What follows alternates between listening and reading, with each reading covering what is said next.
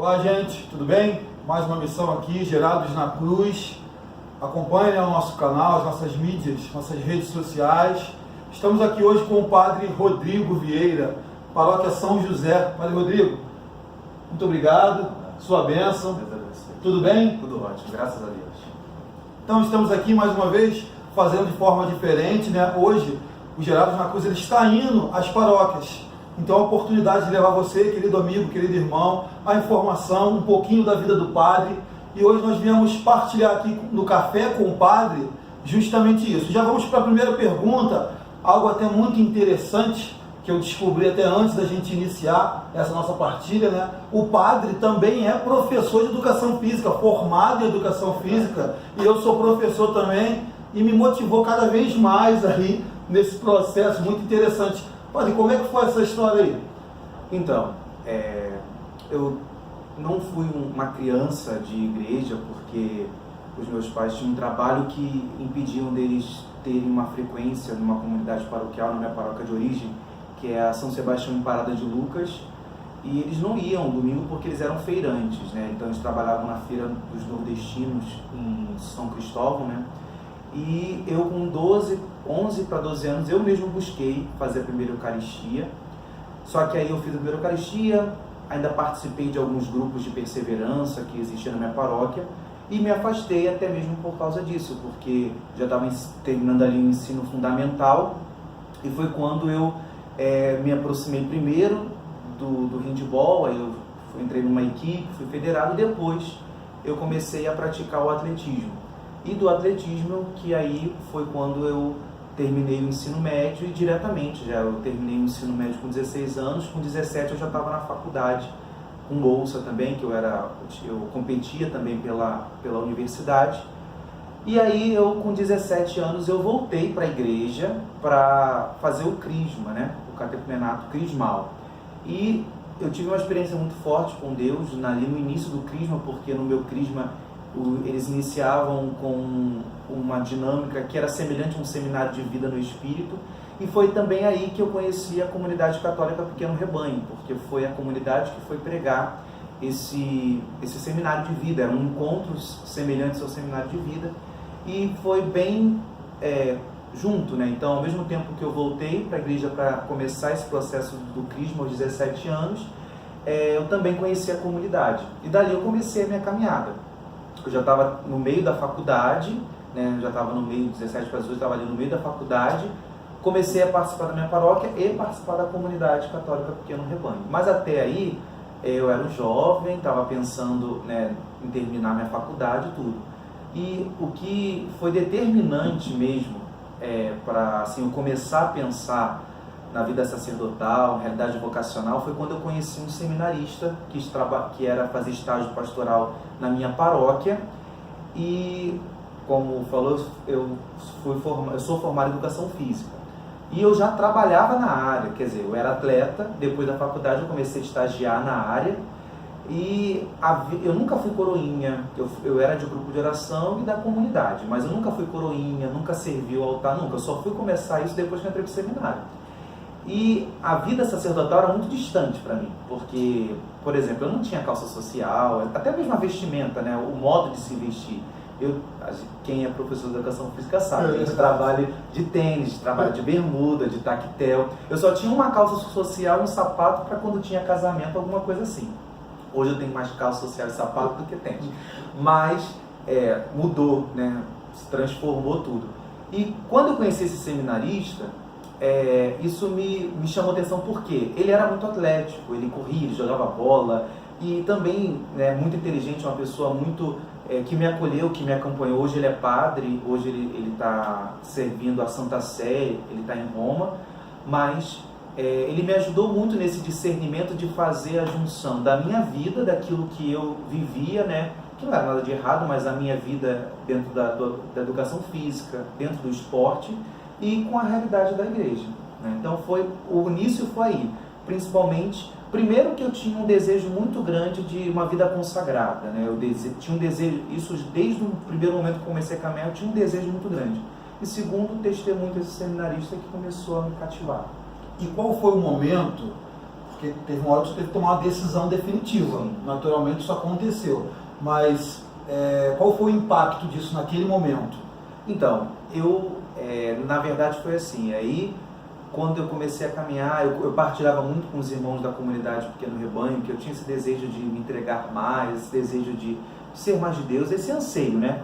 E na época eu estava namorando, né? E eu conversava também muito com a minha namorada, e ao mesmo tempo eu também partilhava muito com esse seminarista. E foi o momento que ele foi ordenado em 2005. Não, ele saiu do seminário em 2004. Aí ele ficou diretamente lá na paróquia, então ele muitas vezes marcava comigo para correr, né? E a gente ia conversando, partilhando, e um dia ele falou assim, vai lá no seminário, vai ter um encontro vocacional, que hoje é conhecido como GVA, né? Na minha época também era GVA. E aí nesse momento foi que eu comecei a me aproximar. A decisão mesmo foi no final de 2004, quando eu estava num encontro, e ali naquele encontro Deus falou muito forte para mim que eu precisava dar um passo. Eu não saberia se que eu tinha que ser padre, mas depois daquele encontro eu terminei meu discernimento de namoro e decidi que em 2005 eu iria começar o grupo vocacional. E eu comecei e sou padre hoje. Nossa, que história maravilhosa, né? Cada vez que a gente realmente vem até um padre, a gente pode partilhar, porque assim, acredito não, tenho certeza, muitas dúvidas estão sendo tiradas nesse momento, talvez pessoas que frequentam aqui a paróquia e não têm esse conhecimento. E a oportunidade de você, querido amigo, estar sabendo um pouquinho da vida do padre, que também é formado em educação física. Vamos correr, padre. Padre, agora, e em relação a essa vocação, já nesse processo de vocação, quais foram as dificuldades que o senhor encontrou? Então, uma das primeiras dificuldades, assim, até foi no início, porque quando eu entrei pro seminário de 20 para 21 anos. E eu já tinha uma vida um pouco mais estruturada, porque nessa época eu já estava terminando, já trabalhava, já tinha, vamos dizer assim, a minha independência. Eu morava com os meus pais, mas eu já ajudava em casa, tinha independência. E também, nesse processo, eu estava muito bem também no atletismo. Eu já tinha ido para alguns campeonatos brasileiros, campeonatos sul-americanos, eu já tinha defendido a seleção e tudo. E o primeiro desafio foi renunciar tudo isso, né? E entrar para o seminário e viver da providência, né? É muito difícil, não é fácil, claro que Deus capacita, mas assim, você abrir mão das suas seguranças e se lançar totalmente em Deus, né?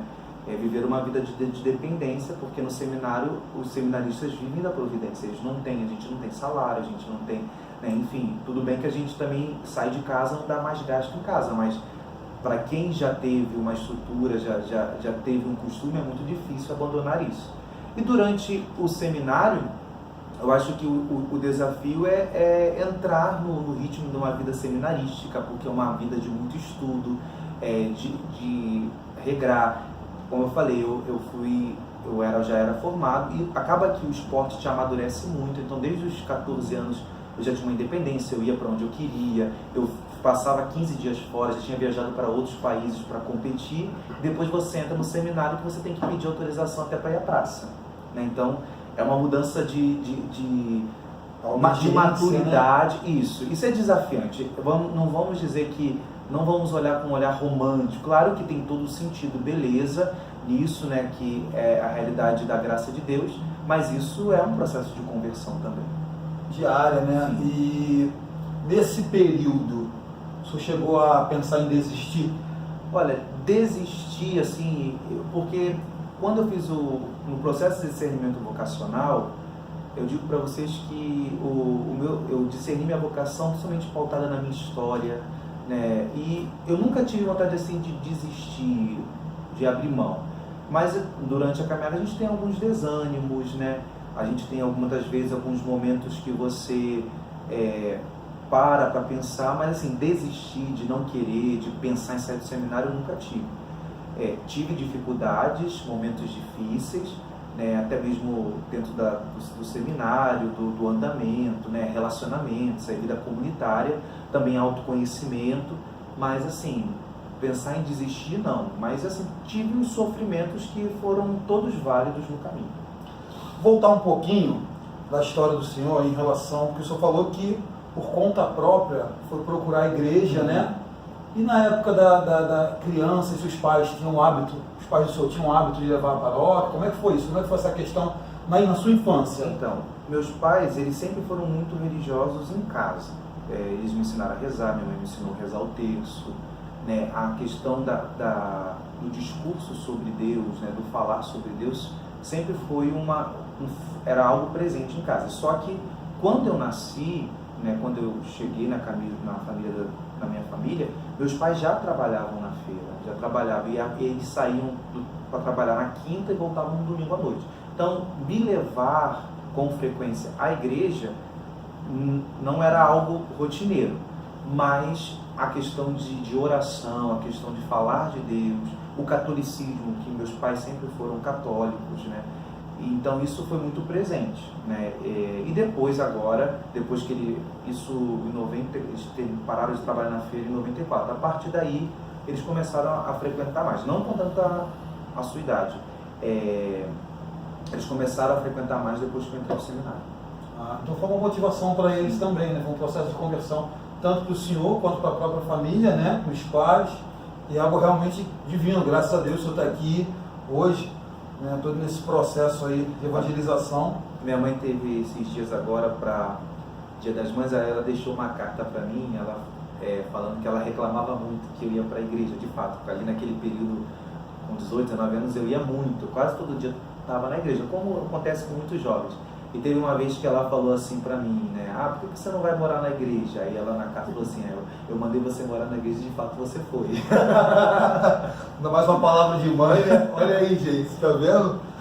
Muito interessante realmente a história de vida do padre, esses acontecimentos.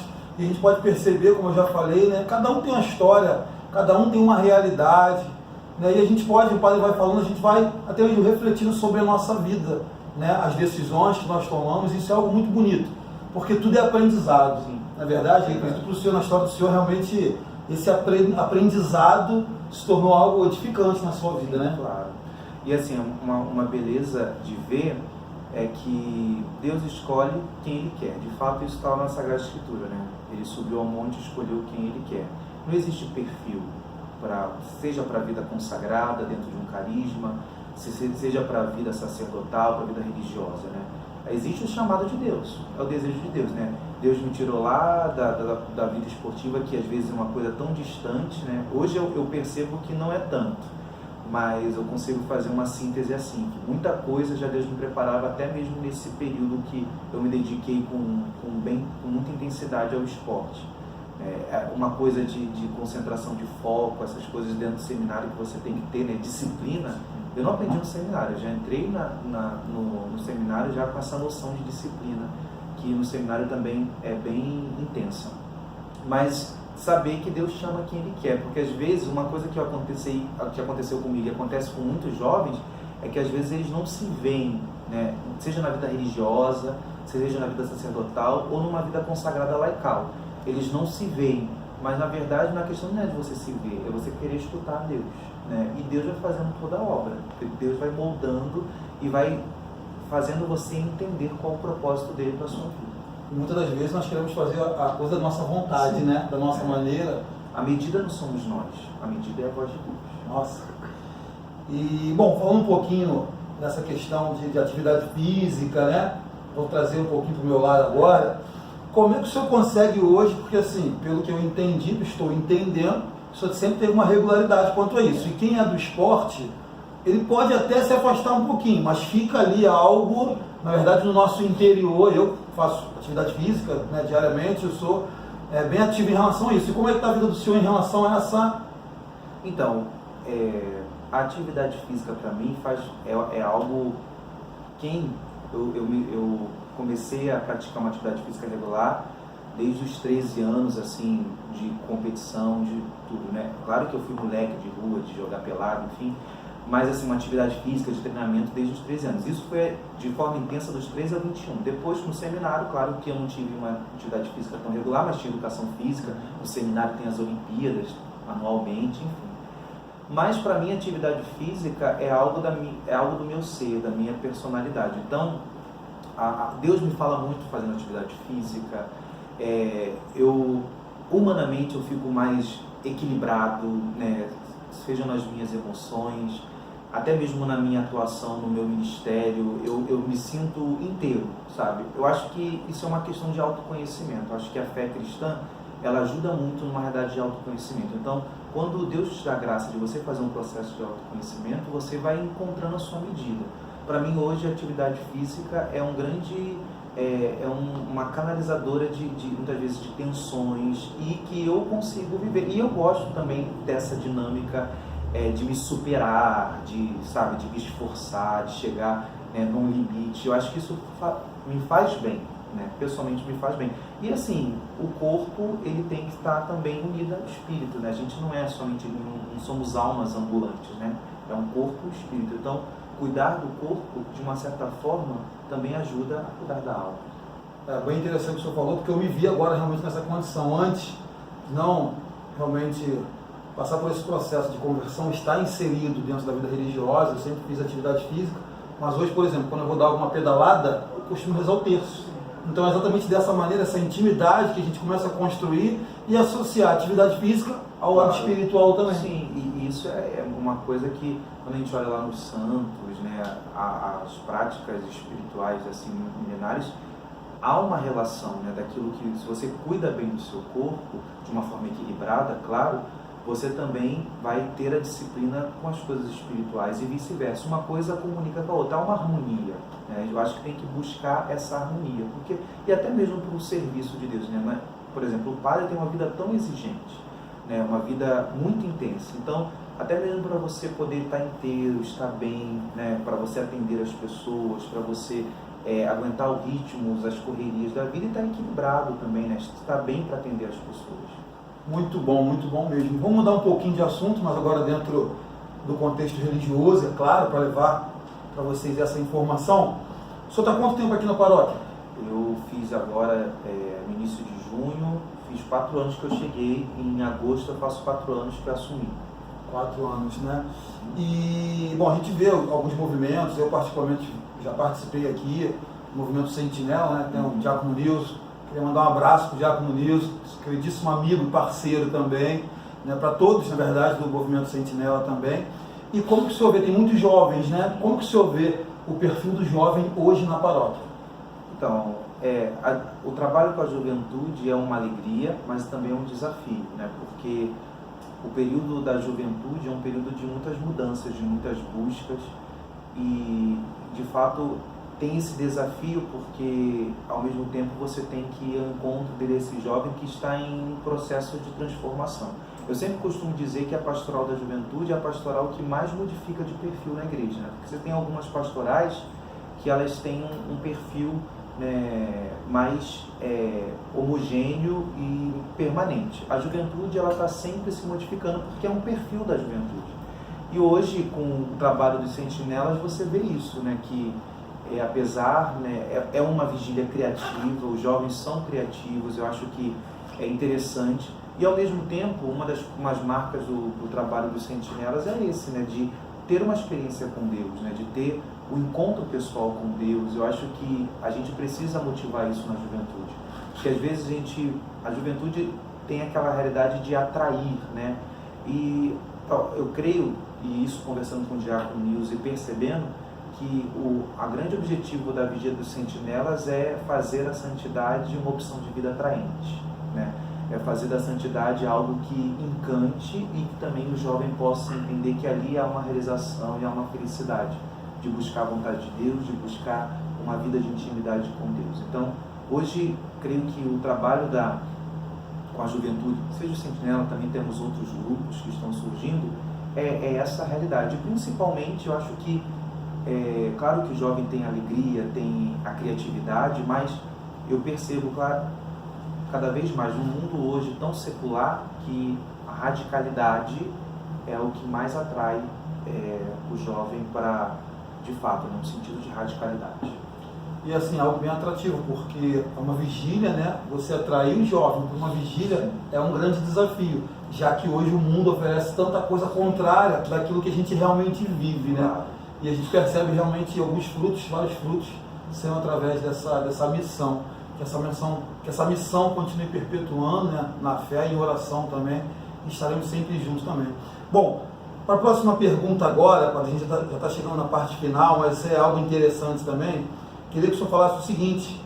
Eu até falando com o senhor, soube, né, já sei dessa informação, que o senhor já teve a Terra Santa, né? E como é que foi essa experiência na Terra Santa? Como é que foram esses momentos lá, esses dias? O que o senhor pode passar para a gente? Então, eu tive a graça, porque aqui na Arquidiocese do Rio, os padres, anualmente, eles têm eles devem fazer um retiro, né? Isso é um direcionamento do direito canônico. E no Rio, como nós temos muitos padres, nós temos algumas turmas durante o ano. E uma dessas turmas, o retiro é na Terra Santa. As outras são todas aqui no Rio. Eu tive a graça de ir em 2016. Em outubro de 2016 eu tive que fazer o retiro na Terra Santa e foi uma experiência ímpar. Uma experiência ímpar. Assim, eu fiquei hospedado em Nazaré, primeiramente, nos primeiros dias do retiro, depois em Jerusalém. Eu gostei muito, claro, de Jerusalém ali, o Santo Sepulcro, é uma experiência muito profunda. Eu tive uma graça, porque um dos padres que estavam conosco estava comemorando 25 anos de sacerdócio, e o responsável pelo Santo Sepulcro deu a ele meia hora para ele celebrar a missa sozinho, por 25 anos. E aí ele me convidou e convidou outro padre, então eu tive a graça de celebrar a missa dentro do Santo Sepulcro, celebrar com ele. Foi uma experiência muito impactante, assim, sobre a pedra, né, que ficou o corpo do Nosso Senhor, mas de coração, assim, foi uma experiência muito bonita em Jerusalém. Mas o que me encantou, e é algo que talvez, se Deus me permite um dia voltar e passar mais tempo, foi Nazaré. Nazaré, onde Jesus passou os 30 anos, onde tem a casa da Sagrada Família, e lá também eu conheci a casa de José, que na verdade foi aonde Jesus ficou com a Virgem Maria. E foi uma experiência muito forte. Nazaré é uma cidade pequena, né, muito simples, mas ali a espiritualidade de Nazaré me encantou muito, a realidade da pequenez, a realidade da simplicidade, né? Ali tem a Basílica da Anunciação, onde teve a Anunciação, onde a Virgem Maria, né, disse o seu sim. Então, para mim foi uma experiência muito profunda, muito intensa, e foi um retiro, né? Quem pregou foi um frei franciscano, que é o responsável pela Basílica de Nazaré, o frei Bruno, que é uma pessoa maravilhosa, e foi uma experiência ímpar. Dá para ver o senhor falando aqui, a gente parece que sente um pouquinho dessa presença, dessa espiritualidade do que o senhor viveu lá. Realmente incrível, que vocês possam também, de uma certa forma, partilhar desse momento, dessa espiritualidade, dessa tranquilidade que o padre está trazendo, porque quando ele falava realmente da questão da humildade, da Sagrada Família, parece que vem na nossa imagem realmente ali aquela situação. É algo realmente divino, né? Nossa, incrível. Bom, padre, estamos finalizando realmente o nosso programa Café com o Padre. Nesse momento a gente quer agradecer imensamente, né, em nome do Gerardo na Cruz, aqui a oportunidade de só abrir as portas aqui da paróquia para a gente. Muito obrigado mesmo. Queria que o senhor terminasse esse momento agora, uma mensagem e a bênção final, é claro, levando até os nossos irmãos que estão em casa, todos aqueles que têm nos acompanhado, que estão nos acompanhando diariamente, todos os movimentos que vêm acontecendo. Então, que essa mensagem, querido irmão, ele possa chegar até você, possa chegar até o seu coração, possa chegar até a sua mente, para que, de uma certa forma, você tenha aquela paz e tranquilidade que a gente está vivendo aqui nesse momento também. Porque eu posso afirmar que essa entrevista hoje também, como outras, né, mas trouxe para nós realmente essa tranquilidade, essa verdadeira paz que a gente procura, que é a paz do nosso Senhor Jesus. Padre Rodrigo, muito obrigado. Nada, estamos juntos, Marcos. E assim, eu termino lembrando de uma frase que o Papa Bento XVI, no início do pontificado, ele utilizou, mas na verdade essa frase é de São João Paulo II, que São João Paulo II ele falava muitas vezes, principalmente para os jovens, né, que não tenha medo, né, e abrir as portas para Cristo. Mas ao mesmo tempo, em uma das homilias, o Papa João Paulo II ele disse que Cristo não tira nada, ele dá tudo, né? E hoje eu posso ver na minha história que de fato ele transformou, ele mudou, ele conduziu outro caminho, mas eu não perdi nada, eu ganhei tudo, né? Eu já ouvi muitas vezes na vida esportiva, eu fui, né, atleta, tive muitas alegrias, ganhei muitas medalhas, mas eu digo para você, não há maior alegria hoje do que celebrar a Santa Missa, né? E porque ali é a vontade de Deus que se realiza, ali eu estou com o Senhor, né? Seja na capelinha mais simples, ou seja na Terra Santa, não há mais alegria do que celebrar a Santa Missa. Então, a mensagem que eu deixo é que você possa ter certeza que o nosso Senhor, Ele não tira nada, Ele dá tudo. E nessa certeza que o Senhor nos concede tudo, que nesse momento Ele possa derramar sobre você, sobre as suas intenções, a bênção, e que possa nos capacitar sempre mais a escutar a sua voz. Que Deus desça sobre você a bênção, a sua graça, em nome do Pai, do Filho e do Espírito Santo. Amém.